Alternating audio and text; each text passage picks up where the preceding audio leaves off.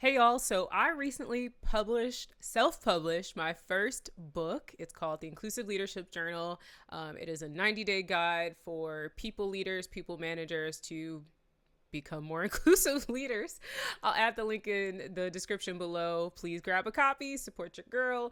But I have had a lot of people ask me questions about how this thing came to be, how I created it, how I self published. And so that's what I'm going to be talking about today. So to start, the first thing I'll say is that this time last year, had no intentions of writing a book. And to be fair, this isn't like a full book. Like, this isn't like a novel or anything like that. It is a journal. I would consider this like a medium content journal, and I'll talk a little bit more about what that really means in a bit. But about a year ago, I had no intentions of writing any kind of book.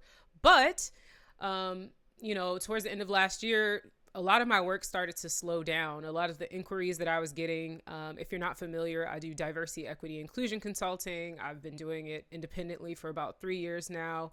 And the sort of desire for DEI, not even the desire, but the money, the funding, let's say the desire for DEI has really kind of cut back. And that's a video for another time. But what it made me realize, which I'd already been thinking about this, is that I cannot rely on my hourly time to make a living. And so I have been, and this year specifically, I'm dedicating a good majority of my time to building passive income streams. And one of those streams is creating and designing workbooks much like this one. And so I already have a couple of income streams going, such as my online courses. I'll also link those below. I posted them on Udemy. I'm in the process of creating some additional ones, but that's not enough. I need to have other things popping off. And so I went down a little bit of a rabbit hole around, I think, September of last year, and I came across this woman named Monique Hinton, and shout out to her. She's incredible, such a great resource and just such a light.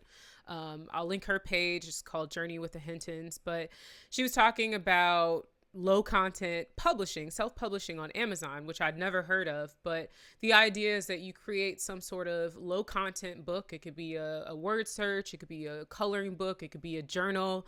And then you go through the process of self-publishing through Amazon. And there are a number of tools that you can use in the process. I'll talk about specifically the ones I used in just a moment, but I was so inspired. I was like, oh, I could do that. And I was like, maybe I'll make a coloring book of sorts that's related to DEI. And that led me to, okay, maybe not a coloring book because that's not my primary audience, but maybe I'll create a journal. And so my initial iteration was that I was going to make a daily journal, like a year-long journal, where I pretty much just made a single page where people could reflect on their experiences as an inclusive leader and then just duplicate that page. I could have probably made it happen in a week or two if I wanted to, because again, it was just a repetitive, every day you're thinking through the same thing. But as I sat there making it, I was like, it wasn't hitting. It wasn't hitting. And sure, somebody could do it. I mean, I'm not going to do it. So there's an idea for you if you're interested, but I wanted something more impactful. And I also wanted to do something that I hadn't seen done yet in the DEI space. And I wanted it to be challenging. Much like my work, which is probably why I've had some clients ghost me, is I don't think of DEI as just a check the box exercise. Even as a consultant, yes, I want to make money, but I'm not cool with just coming in and doing like, here's a one-off training and that's it and go do your thing. I want to make a lasting impression, and I want to get people to really think about their role in creating an environment where everyone can thrive and have equitable opportunities, which in reality probably will never culminate or happen in my lifetime, but here we are. I'm doing what I can do. But anyhow, I wanted to have an impact with what I was creating. And so I landed on creating what's more so a medium content book. And so it's still low content in the sense that it is a journal. There's pretty much most of the pages require the reader or the person on this journey to fill it out, but there are sections much like this one where, there's actual content and you can learn about different things. And so that was where I landed. And so as I built my book, there were five tools or resources that I used.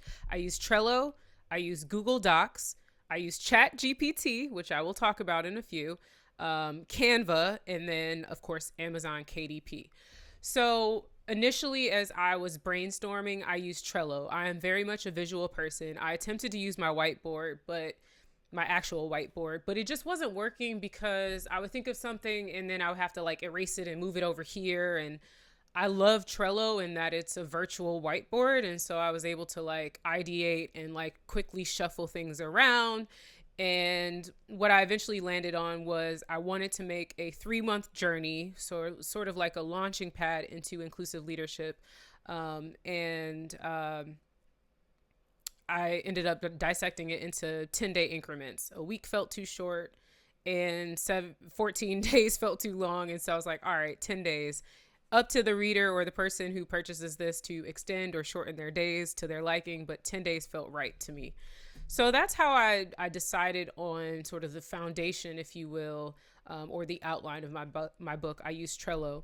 One thing I didn't mention, I'm going to kind of bounce back for a second here. When it comes to creating low content or just self-publishing medium content books on Amazon,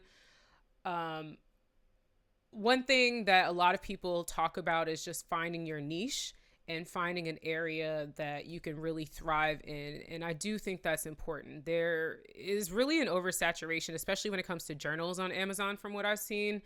And it feels really repetitive. And so I think leaning into what you're really good at or what you know a lot about can help you identify what it is that you should be creating. For me, that was inclusive leadership. That's what I spend the majority of my time and have been spending the majority of my time doing for years now. And there's this person, his name is Naval Ravikant, and he's an entrepreneur and investor, best known he was the former CEO of AngelList. And I came across this tweet, I think maybe last year, where he talked about this idea of arming yourself with specific knowledge. And he talks about specific knowledge being the set of knowledge that can't be taught, right? You can't go to a training and be trained on specific knowledge. It's something that you gain from experience. And he also talked about how specific knowledge comes when you are naturally curious about something and it feels like play. And for me, that is truly helping different types of people come together and interact and work towards common goals is something that I enjoy doing. Like it's a natural thing. I love facilitating conversations and discussions. It's something I've always enjoyed. Always. Like I always reference this book that I got at a Scholastic book fair. Shout out to anyone who remembers Scholastic book fairs. But I've had this book for eternity, and in the back of it, they asked like these questions. And when I was 11 years old, it said, I wrote down, it says something that makes you unique. And I said, I try to make a conversation with everyone I meet. This is my 11-year-old self, which is so interesting. I'm covering my address here, but I was just every time I look at this, I'm like, wow, I've really been dedicated to DEI for my entire life. But I say all that to say, find something that you are good at and really think about that concept of specific knowledge. I'll also link the blog post about that. So repetitive, about that concept below. Anyways, so came up with my idea, created my outline using Trello because I found it easy to just drag and drop and organize the 90 days. So I pretty much did like columns for each of the 10-day increments, came up with my titles, came up with, little small blurbs about what I wanted each section to cover. There are tons of other tools out there you can use to organize your books. I've seen people literally take Post-its and like post-it their walls with their book outlines. So do what works for you. My second step, once I had my outline, was to actually write the content and think about what I wanted the layout to be. And so I moved my ideas from Trello into Google Docs, and that's where I actually started typing and writing the content of my book. Um, and once I did that, which took the longest time, honestly, was like just figuring out what I wanted to write about, making sure it wasn't repetitive, making sure all the sections tied together. The next step was then to edit. And at this point, y'all seen the cost of groceries. I'm like, my resources, I have to be really, really tight with my resources right now. I have debts that I need to pay, student loans, all that stuff. So I'm being very, very frugal, for a lack of better words. And I needed to do it quickly and efficiently. And so I saw a couple people talking about using ChatGPT as an editor. ChatGPT, in terms of, and I've been playing with ChatGPT for a while now, in terms of leveraging ChatGPT for diversity, equity, inclusion work, or any other subject, you need to be really, really careful because there are a lot of gaps. There's a lot of misinformation in there. For example, as I was editing, I asked it to edit a passage in my book. I think I mentioned something about pronouns, and it changed what I wrote to preferred pronouns. If you know anything about pronouns, it's not about a preference, right? You can say someone's chosen pronouns or just say their pronouns, right? And so just small things, nuanced things like that, ChatGPT is not good at. So if you are going to use it to write something, be cautious because the accuracy is just not there. So I wrote my content and I just used it. I specifically said, review this for grammar. And so when I put those words, review this for grammar and punctuation, it did not change the context or any of what I had written. It just simply punctuated and made sure my grammar was correct. And I'm proud to say most of it was spot on. Thank you, AP English, and all that journalism school that I'm still paying for. Anyways, I used ChatGPT to edit my book, and I did it really quickly. And so once I went through the process of writing and then editing, I then moved into Canva. So when you are creating your layout for a self-published book through Amazon KDP, you go into your KDP account, you have to decide what size book you want. They have a variety of sizes, and then there are templates depending on the size book that you want. And so you're going to download the template and then you can drag it into Canva. So that's what I chose to do. There are a number of other resources out there and tools that will do all of these steps for you. However, I did not choose to use those because from what I saw, they seem really limiting in terms of creativity. And in addition to being a DEI consultant, I'm also a creative. And so I don't do well when my creativity is limited. And that is why I chose Canva, because Canva is literally an open canvas, for lack of better words. And I was free to design exactly as I wanted. And I was able to put it down within a system that I already knew how to work with. And so I grabbed the template from Amazon KDP, dragged it into Canva, made sure my sizes were proper. There are a lot of videos on YouTube already about how to ensure that the template aligns in Canva, so definitely check those out.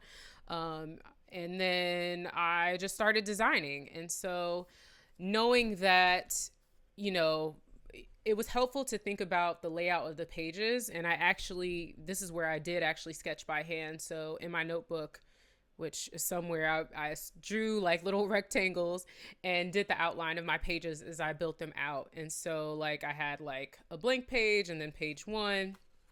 And then I'll just kind of flip through this arbitrarily, but you get the gist. I pretty much laid everything out. And within Canva, I knew exactly how much space to leave on the sides. Again, there are videos already on YouTube that talk to you about like bleed and making sure that you're spacing things properly. And so that's how I went about it. As I was building it, I then was dragging my text from Google Docs, my edited text from Google Docs. So after I edited it in ChatGPT, I just put it right back into my Google Doc, and then I was copying and pasting it into Canva and laying it out as I wanted to lay it out. So aside from the writing, the layout is probably what took me the longest because I am still fighting through being a type A person, type A personality, and a bit of a perfectionist. So yeah, that's one of my biggest challenges to overcome with internally this year. But as I was going through, it was nice. I liked the process that I took on because again, it gave me creative freedom. I didn't feel restricted by any sort of template or styling a different way. I was able to incorporate things like a crossword just to kind of break up some of the heavier reflection exercises that are in the book. I was able to add my own design. So I like custom designed this little embrace equity thing. So it was just really cool to just be able to exercise some of my creative strengths. Similarly for the cover, I hand designed this. This was all me. I used independent watercolor splashes that were on Canva that you could license for free. And I designed this on my own. So that was that process. Once I was done with the design in Canva, and I should just mention there are two templates typically. You get a cover template, which is this laid flat like this, and then you have your interior template, which is this flat. And so there are two different templates that you upload to Amazon KDP as PDFs. And then you have to go through the process of like filling in all the details. Again, there are a ton of videos already on YouTube about how to do the logistical stuff with Amazon KDP, so I won't get into that. For me, it was fairly straightforward. I did run into a few issues with my cover where they were like, oh, the bleed isn't proper. So I had to like resize this. And whenever you change something with either your cover or the interior content, it has to go through the entire review process again, which for low content books like a journal can take up to 10 days. So it took a while. I did like that you are able to buy a proof. So this was my proof copy of my book, which it looks exactly like the final, with the exception of it has this not for resale.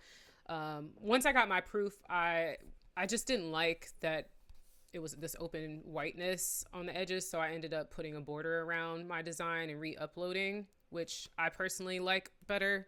It also looks better with the cover looks better with the border for the Kindle version as well, because this white kind of floats into the ether when it's being advertised on the Kindle page as the cover. So that's part of why I went back and added the cover, or the border, I mean. But yeah, the process other than that was pretty seamless. The last thing that I'll add is that I ended up purchasing my own ISBN number, which is on the back of the book. So typically you need an ISBN number for any sort of physical book. You can get a free ISBN number through Amazon KDP. However, if you do that, that means that you can only publish your book through Amazon KDP, from my understanding. And so I actually decided to purchase my own ISBN externally and bring it over to Amazon KDP, because I don't know if I just want to publish or be restricted to publishing through Amazon. And so I want that freedom of being able to publish my book in other places should I decide. So that was why I decided on that. And I saw there are discounts for getting an ISBN through one of the external services, and all the details for that are actually in the Amazon KDP help notes that they have on the site. So that was a lot. Hopefully this is helpful. Those were the steps I took. Just a quick recap. I figured out what my idea was. I put it into Trello to start to outline my book.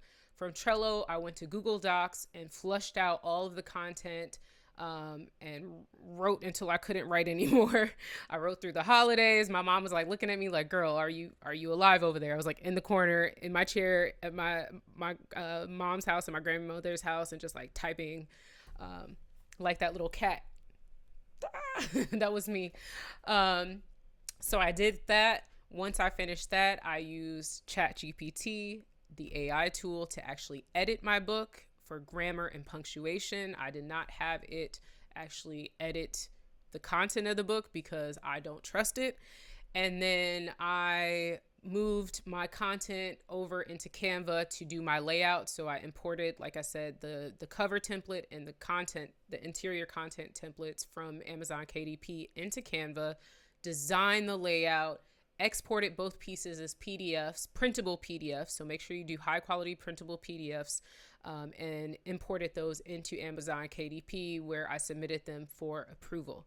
So that was the process. Now, I'm in the process of marketing and advertising. And so Amazon has a ton of features for things that you can incorporate on your book page. And so I'm going to be exploring those. Like they have the look inside feature where people can get a sneak peek of the book, which I think is really cool and helpful as well.